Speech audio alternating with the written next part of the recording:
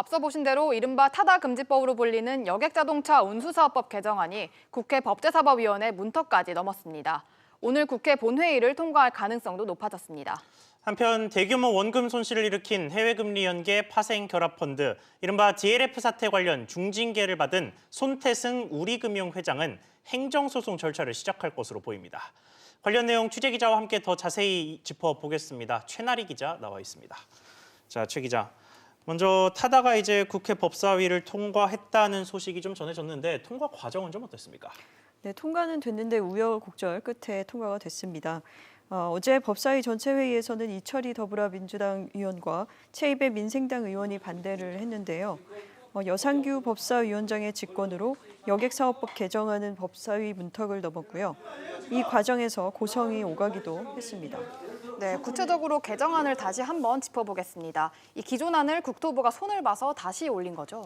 네, 국토부 수정안대로면 일단 초단기 렌터카 사업인 타다는 운영 서비스가 금지가 됩니다. 대신 수정안은 플랫폼 택시를 제도화하는 내용이 담겨 있는데요. 제도화의 의미는 타다가 기여금을 내고 면허를 사들여 플랫폼 운송 사업자 자격을 얻으면 기존과 같이 사업을 할 수 있다, 이렇게 이해를 하시면 될 것 같습니다. 네. 노사정이 모여서 협의를 했고 여기에 당연히 그 새로운 플랫폼 기업이라고 하는 그런 기업들이 다 모두 참여해서 함께 논의해서 만든 안입니다. 그래서 이것이 뭐 논의가 부족했다라거나 또 어느 일방의 의견만을 들었다거나 이렇게 말씀하시기는 좀 어렵다고 생각을 하고요.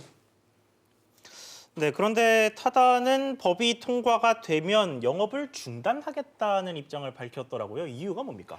그렇습니다. 타다는 국회 판단에 따라서 베이직 서비스를 중단할 것이라고 밝혔는데요. 이재용 소카 대표는 새로운 꿈을 꿀 기회조차 뺏어간 정부와 국회는 죽었다면서 즉각 반발을 했고요. 수정안이 플랫폼 운송 사업의 렌터카를 명시하기는 했지만 여전히 타다의 현행 방식을 부정하는 34조 2항은 그대로 남아있기 때문입니다. 개정안이 본회의를 통과하게 되면 타다는 1년 6개월 안에 플랫폼 운송 면허도 취득해야 하고 기여금 부담이나 택시 총량제 등의 규제를 받게 되는데요. 타다는 이렇게 할 거면 사업성을 사실상 상실하게 되고 사업을 더 할 수 없다, 이런 겁니다. 법안 통과 후 관건은 시행령이 될 텐데 기여금 규모나 면허 총량제 등이 어떻게 조율되냐에 따라 달려 있습니다. 네, 이번엔 금융권 소식도 알아보겠습니다. 앞서 저희가 보도하기도 했지만 이 DLF와 관련해서 우리은행과 하나은행에 대한 징계가 확정됐죠. 네, 주요 해외금리 연계 파생결합펀드 DLF 사태와 관련한 기관 제재가 최종 확정이 됐습니다. 손태승 우리금융회장과 함영주 하나금융 부회장 등에 대한 문책경고 조치 결과도 곧 통보될 전망입니다. 문책경고를 받으면 금융권 취업에 제한을 받게 됩니다. 지금 이야기한 손태승 우리금융회장 측 이쪽의 대응은 좀 어떻습니까? 손 회장은 이번 임원 제재 조치 결과를 통보받는 대로 행정소송 절차를 시작할 것으로 보입니다. 앞서 우리금융은 손 회장을 차기 사내 이사로 선임하는 안건을 의결했고 따라서 손 회장의 연임이 공식화됐는데요. 연임에 문제가 발생했기 때문에 손 회장 측이 우리금융 주주총회가 열리는 오는 25일 전까지 중징계 결정의 효력이 정지되도록 효력 정지 가처분 신청을 낼 계획입니다. 법원이 주총 전에 가처분 신청을 인용하면 손 회장 연임에 무리가 없어 보이고요.